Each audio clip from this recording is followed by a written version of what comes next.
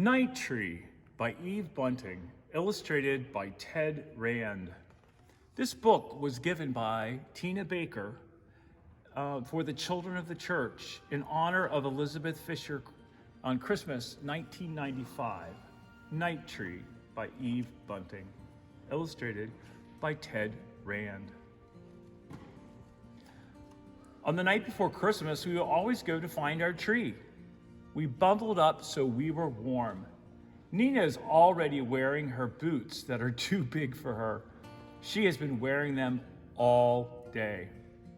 Dad sets our box in the back of the truck with the rest of his stuff, and the four of us squish into the front of the truck. We drive through the bright Christmas streets to where the dark and the quiet begins. Nina was almost asleep on Mom's lap when we stopped. Are we there? I ask. Dad says yes, and rolls down the window so we can smell the tree smell. We all scrambled out. There are oaks growing here, and alder and maples that are bare now, and they are white in the moonshine. The pines and the spruces and the firs are green. This is called Luke's Forest, but Dad said it's really not a forest, just a nice forgotten place where our town ends. Dad goes first on the path between the trees, carrying our box and the big red lantern. Mom and Nina go first, holding hands. I come last with the blanket. It hasn't snowed yet, but it's so cold my breath hurts. The sky is splattered with stars and the moon is big as a basketball. It slides in and out between the treetops. Dad's lantern sweeps.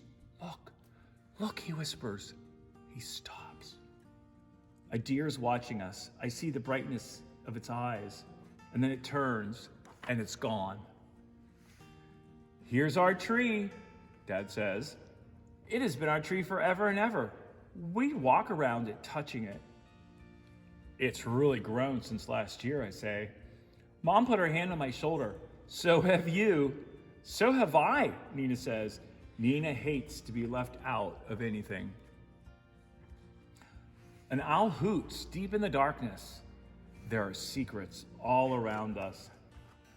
Can I put on a popcorn chain, Nina asks.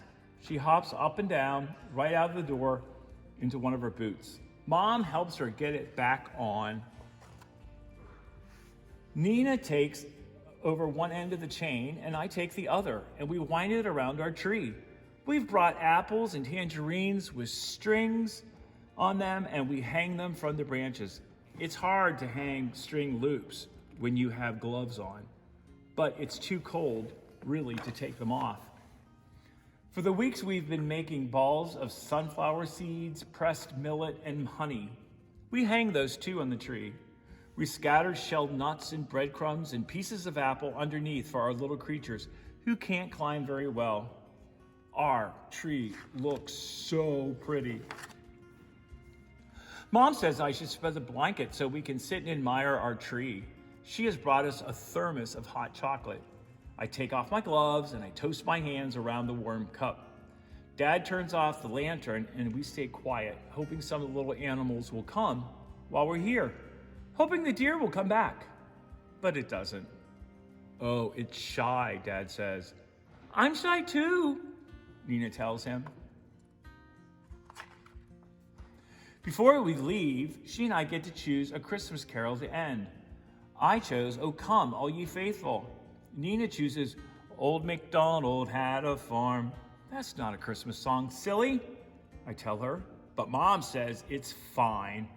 And it's a very nice song too. We sing fast because there are a lot of verses, and boy, is it getting colder. After the last E-I-E-I-O, we gather up our things and we head for the truck. I look back just once. Our tree has folded itself into darkness, but I think I can still see it. Stars cut up in its branches, and the moon swinging lopsided on the top. Nina gets tired, and Dad has to wrap her up in the blanket and carry her. I carry her boots.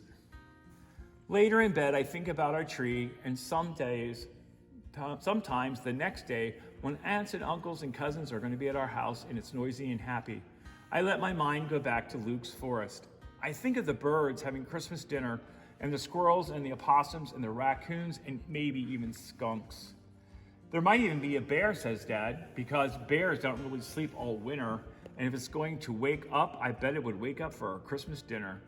Maybe a fox has come, stepping high on its thin, sharp paws. They're all together, singing in their own Christmas songs on Christmas Day around our tree in Luke's forest. Night Tree by Bunting and illustrated by Ted Rand. Merry Christmas.